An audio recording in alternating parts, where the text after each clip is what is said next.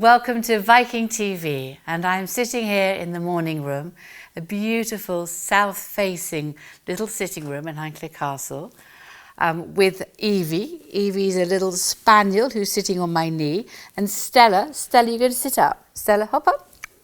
And this is Stella, who's one of Finza's puppies. She's very sweet, and I think her face looks rather like her mummy Finza, who lives with Karina. Her mummy Karina, don't you? So if you hear any wagging of the tail beating on the ground, that's what it is. It's Stella's tail. But so welcome to the programme today. And I thought I'd start by sharing, of course, the exciting news that there's another Downton Abbey film, which I know you all know about. And isn't that amazing news? So the dates and how they were filming it changed a few times. But I think they have finished all their filming now, and the aim is to show it in the cinemas before Christmas, which I just think will be such a treat. It was an enormous challenge and a huge achievement. And of course, Viking Cruises sponsored the first Downton Abbey film, and I went to the premiere with Karina Hagen, and some of our team from here, and it was such fun walking down the red carpet, going into the cinema, eating popcorn and watching the titles come up. It's vaguely surreal living and then watching Highclere, Downton Abbey on the cinema. It's such an extraordinary experience, and it normally makes me cry. But anyway, I'm looking forward to the next film, and I think a lot of people are re-watching the series and the films, laughing at the lines and so enjoying them. In fact, of course, Leslie Nichols is a great friend of Karina's and mine, and I think she's been on the Viking.TV, and I hope she will come back and stay with me in the future and stay with Karina, and we can perhaps welcome her back after this next film's come out, because I can't tell you what's happening, can I? It has to stay a secret. So then you're going to go and watch it. I think it is a really lovely film, and having watched some of it being made, I think it'll give us the most amazing amount of pleasure. The first film, actually, that was more successful than the Brad Pitt or Rambo film of its time, so I need everybody to go out there and watch it again to try to reach the same extraordinary numbers. So the second film coming up before Christmas will be, I hope, a wonderful moment to be back together with all of our families again, to go into a cinema and have that invidious choice between salted popcorn and sweet popcorn, between Coke Zero and perhaps Coke low-fat Coke, all those huge choices, and the decision of where to sit and who to go with, everybody, of course. Meanwhile, the Downton film has been going on. We've still been quite busy back at the castle with various tours, small tours, following all our usual protocols. And what has been wonderful is not merely have we been restarting our tours in a small way, but Viking Cruises have been restarting.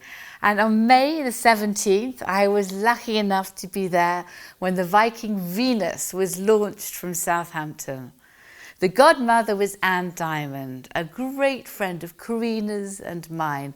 Such an amazing, extraordinary lady for all she's done for other people and for all her campaigns to help save further children from cot death. She really is very, very special, and I know she's very familiar to Viking viewers, given that she's been the central holding presenter for so many of the Viking TV shows. In honour of Anne and Viking Venus, we also created a special cocktail, the Venus Sunrise Cocktail. So Karina and I and my husband had to try quite a few cocktails, to sip them, to see which we thought was the one. It turned out to be called the Venus Sunrise. And it's a wonderful mixture of the colours of the sunrise, the reds and the oranges. Of course, it's made with Highclere Castle gin. And of course, it has a little bit of Campari, because that is the chairman, Torsten Hagen's, one of his favourite drinks. So it needed a bit of Campari in it as well. It's a beautiful balance, and I hope at the end of this week, we can show you how to make it at a gin masterclass with Louis and my husband, and I'm offering to do the tasting. What was amazing about going on the Viking Venus was how beautifully orchestrated all the COVID protocols are.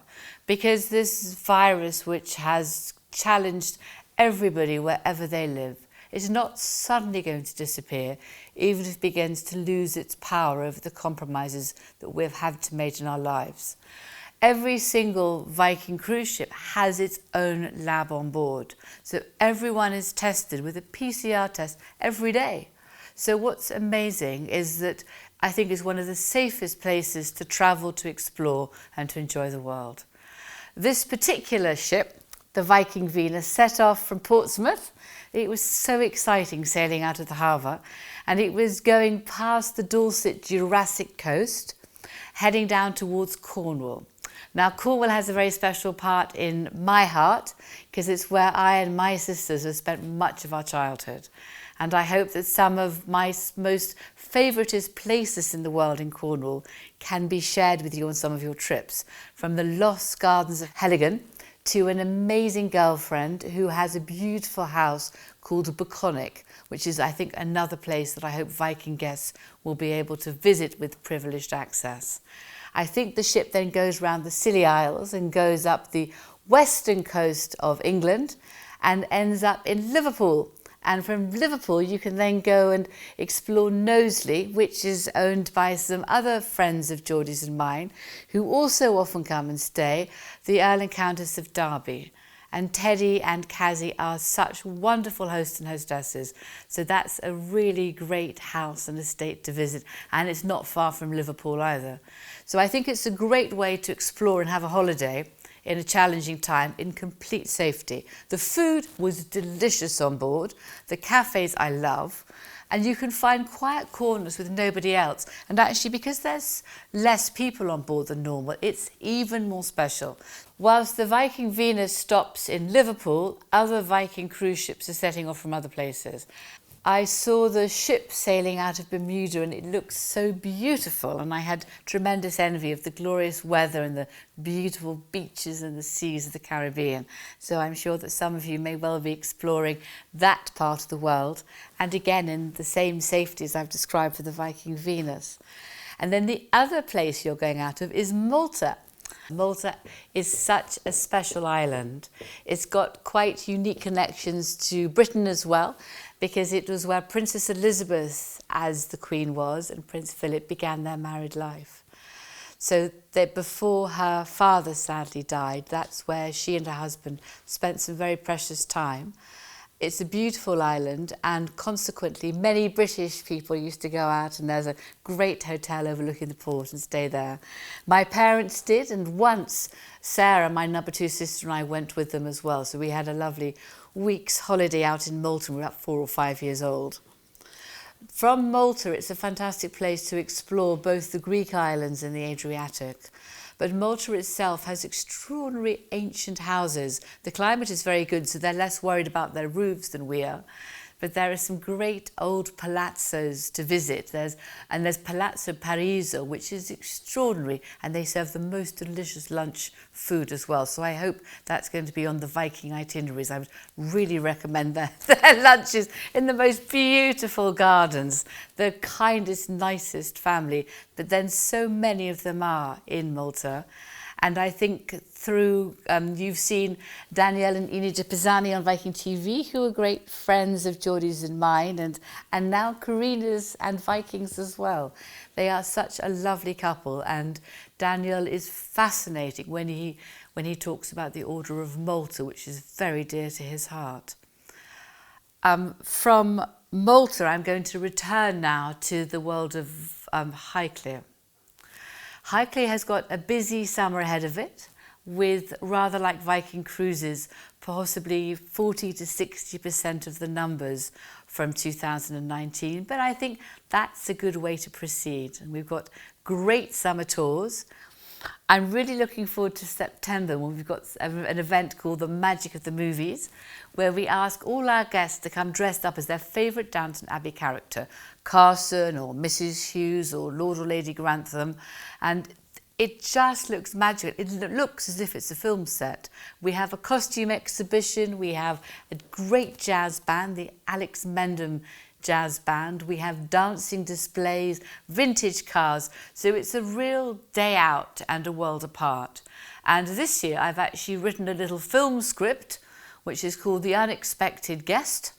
And I hope that some of our guests on that day will wish to take part, and I'll give them the film scripts. They can act it all out and we can film them. So that should be quite a fun adventure. Later on in the autumn, I've also got a Highclere Castle Festival. And we're looking at how the past informs the future, looking at the history of World War II and then moving forward to how we live, how we grow our food well, and how we're going to go forwards today. So it's a fun weekend, as ever, with lots of castle tours. It's really partly come about because I wrote a new book through the pandemic, and it's called Seasons at Highclere. And it's really, at heart, it's about treading lightly on this earth, on this world, which is something we need to do. We need to think how we're going to live well, to grow our food well, and ensure there is a world for future generations. So this is about the 4 seasons and eating with the seasons. It's eating, in our case, obviously more British grown food and British seas fished fish, and the delights of that. The stories of auctions here in the medieval times and horticulture, agriculture here over the centuries and the millennia, how people lived here 3,500 BC, how they lived here in the 18th century, how we live here today. And obviously the food and many of the beautiful photography ends up in the dining room. I think you all know the dining room from Downton Abbey. It's a magnificent room with the Van Dyke and the beautiful table, which becomes smaller to seat just 4 of us or much larger to seat nearer 30. And of course it's played its role so often in Downton Abbey, welcoming not quite the delicious real food that we offer, but it's food which works very well on camera and is true to the times for which the film is being made. So I hope you will all enjoy the book. It is available for pre-order on Amazon already, and I've managed to ask the wonderful American publishers Rizzoli to put it out in September as well. So I hope it's going to go into Christmas and be a beautiful Christmas gift and present for yourself as well as those you love and friends and family. So I have been quite busy. In the autumn, we've got some beautiful tours, real lives and film sets. And then we've got Christmas. And I really hope with all we've been through, Christmas both here and in your country and on all the Viking cruise boats will be a wonderful time. We are entirely changing our Christmas decoration theme this year. Last year, we were lucky enough to be filmed, and it was filmed and shown on a major Channel 4 platform over here, quite a major TV platform. And I think it made people laugh. It shows people how hard the team here works. There are some great characters. Sally in the gift shop with some immortal lines, which I don't think I can repeat. And John Gundhill, who also said some words which his mother wished he hadn't said. So I'm going to leave you with that. If you haven't seen it, if it comes up on any part, whether in America or here, please do watch it, because it certainly made people laugh. And I'm looking forward to Christmas tours and teas. I'm not sure whether we can have the Christmas fairs or Gerald Dickens, Charles Dickens' grandson, who we've asked to perform in the past. I'm not sure what's possible, but we're going with the art of what is possible as we all move forward into 2022 and an easier world, and more choice of both cruises and where to go. And I know the new expedition cruises will come online for Viking, and I'm sure the Rival cruises will come back as well. And I hope as 2022 progresses, we can offer more pre- and post excursions to Highclere, which I'm sure the Viking guests, well, I hope the Viking guests will much enjoy. And perhaps some gin masterclasses. We've got a new room where we can share some gin masterclasses led by Louis, our own Carson, our own butler, but he's not quite as tall, I'm afraid, as Mr. Carson.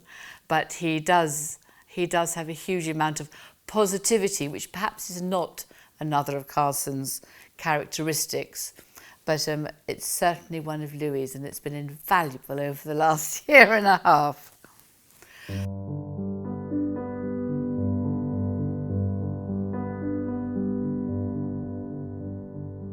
I cannot thank you enough for sending all the questions, which Heather tells me have been posted in, and I'm looking forward to answering them. So, Heather, may I ask for the first question? Absolutely. Our first question comes from Angela in the United States, and she says, what was it like having a film crew back at Highclere with COVID still around? Has it made the filming process much more difficult? Thank you very much for such a perspicacious question. Yes, you're right. It did make all the filming process far more complicated. We were all tested all the times, as you would expect. There seemed to be actually more people on site because there was a whole kind of COVID protocol part of the team as well. And there were more tents, more space. Everything took a bit longer to set up. But having said that, they have managed it. So it's a fantastic achievement. There were no positive tests, cross fingers, that I know of throughout the time. And we all were really careful. We did not want it to go wrong. And at Highclere, our team was so responsible. So we've really focused on helping them get the most beautiful shots of the fun scenes. And as ever with the Downton Abbey film, our series, make you all laugh and cry. Thank you. Our next question comes from Carol in the USA, and she says, when Julian Fellowes was first writing Downton Abbey, did he always have Highclere in mind as the location? Julian Fellowes has said, actually, in the press, so I'm not giving away anything, that he did, in fact, have Highclere in mind when he wrote Downton Abbey.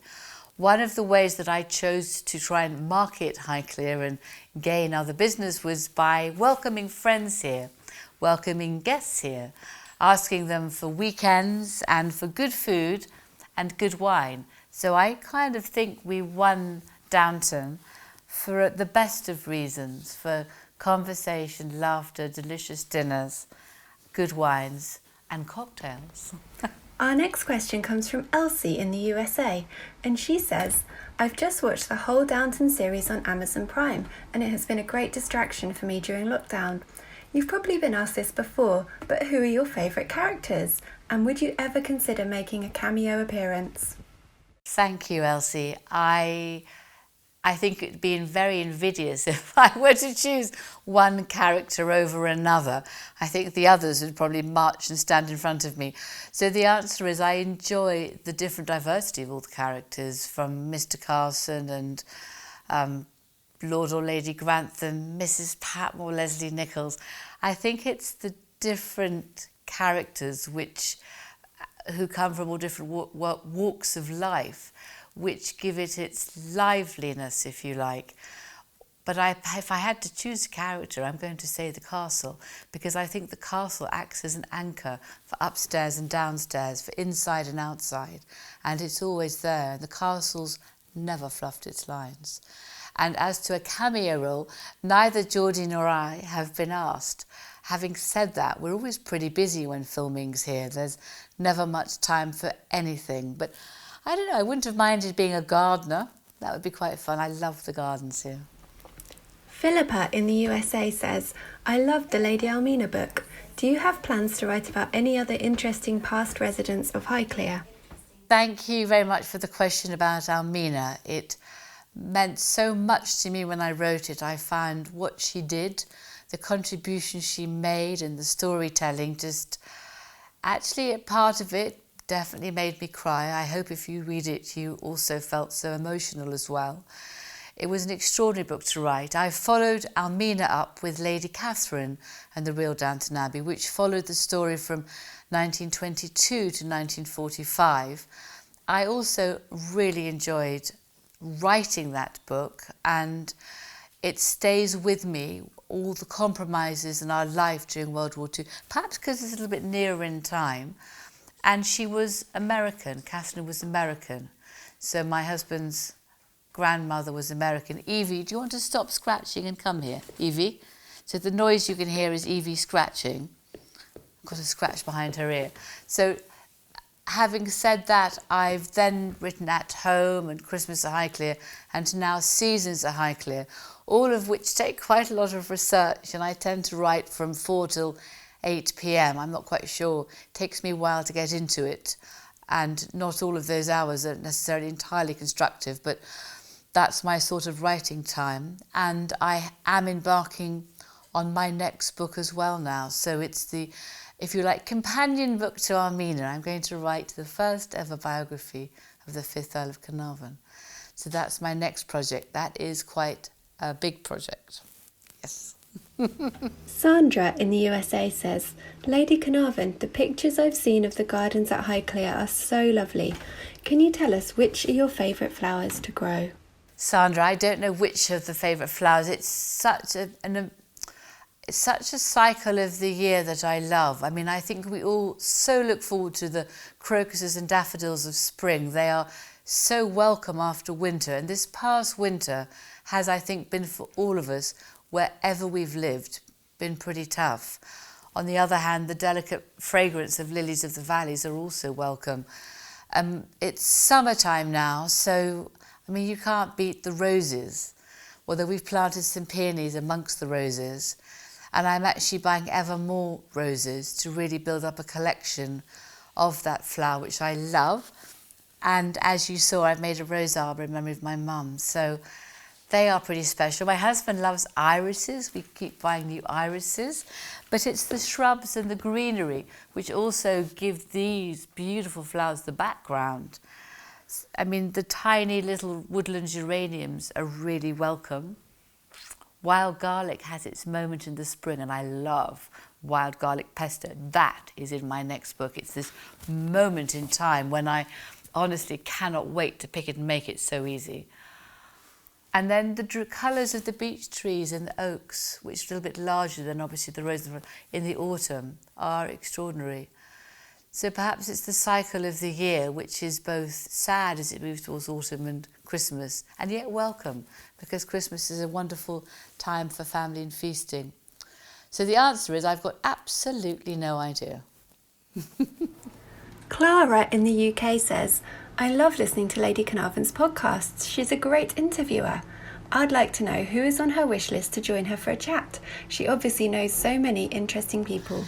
Clara, thank you for referencing my podcasts. I've really enjoyed creating them, and I hope they're a kind of stable of assets which people will really enjoy. There's ones about the real butlers, the real chef, the gardeners, Sparky, the location manager for Downton Abbey, ones with John Gundhill, which make me cry with laughter. I hope they'll make you cry with laughter too.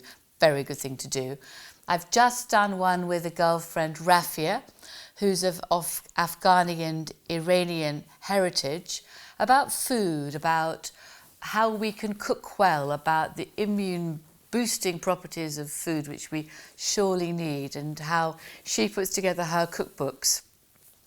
She has a little restaurant not far from Highclere, so when people come and visit Highclere, if they're looking for other places to go, I always suggest they go to Hungerford, which is a wonderful traditional English market town which you can wander up and down, go into antique shops and have some delicious food. So she was my latest guest, and I'm quite interested at the moment in food and farming and trees, so I sort of circle round in mad ideas, perhaps some other chatelaines of houses, but I'm doing a week about living in a castle next May, so that may come out of there. So it's a bit of a chaotic approach probably. I'm sure Viking are far more organised in their cycle of guests.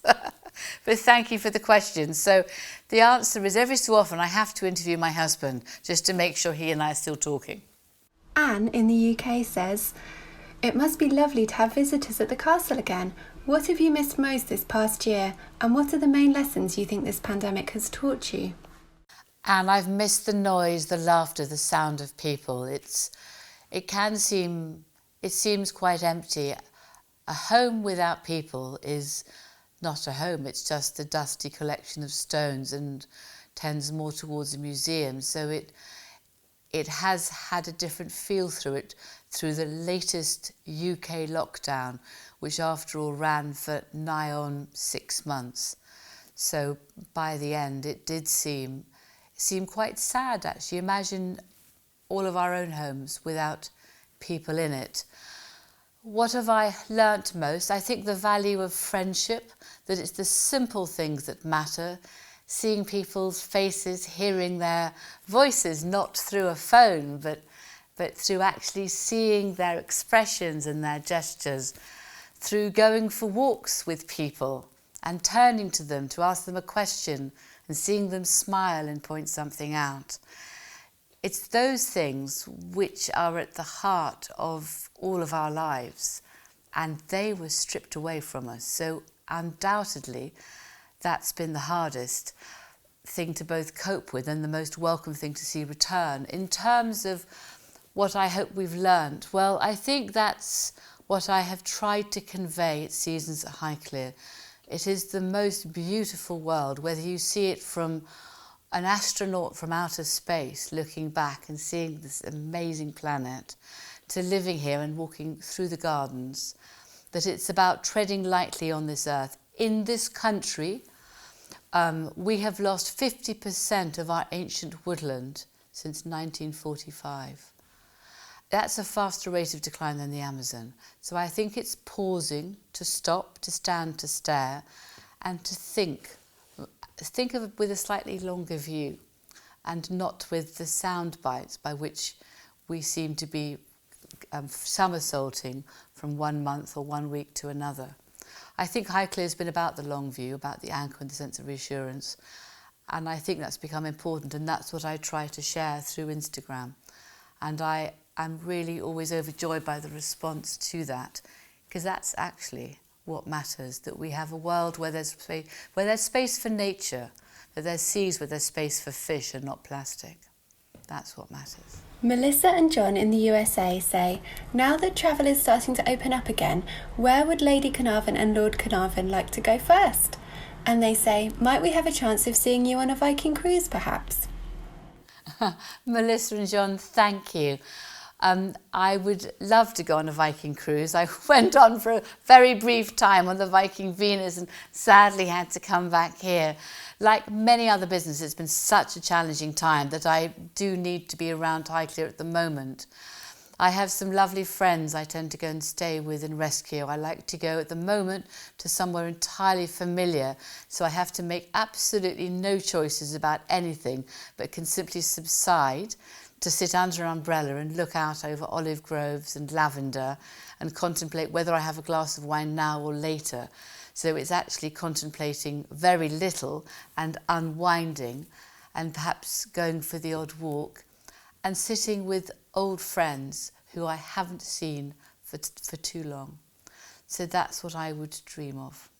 Our last question comes from Pamela in the UK, and she says, are there any special events coming up at Highclere this year that we should know about? We attended the Downton Abbey music concert with tickets from Viking a few years ago and had a brilliant evening. Oh my goodness, I loved that Downton Abbey movie night, the concert. It was such fun. It just seemed like a different world. I'm so glad that everyone who came. And I'm so sorry if you didn't come. You really missed something. Jim Carson was on stage, and actually Hugh Bonneville came in disguise, and he wasn't spotted by that many people, and he was sitting on the grass listening to the Downton Abbey concert. We've got something quite special coming up called the Magic of the Movies in September, on the 11th and 12th of September. That's fun. It's about dressing for Downton, kind of feeling like you're on set, you're part of the crew. It's a different world apart. I think I'm going to be director. I've also written the script, and the team here is going to be your cameraman and everybody else filming as I hand out the scripts and the parts, and everyone takes part. I hope it'll be just fun, and there's nothing better than laughter fun, and you might need the odd cocktail to get you into the swing of it. So that is something. And then, you know, the autumn is always marvellous here. I'm looking forward to the Highclere Castle Festival in October. And Christmas, we've already planned and prepared much of Christmas, because I want to enjoy Christmas, not entirely work every day for it, but sit and enjoy the sense of the familiar welcome cycle of the year of stir up pudding and stir up the Christmas cake and Christmas turkey. So And then I think we'll all look forward to 2022 again, won't we? Thank you so much for joining today. I hope you've enjoyed it and caught up a little bit on all of our news. I really hope you'll be joining a Viking cruise, and through that one of the post or pre-excursions here, or will be joining us here. Whatever might suit in these strange times, but whatever else, let's go out, let's explore, and let's travel once more. That rhymed. Should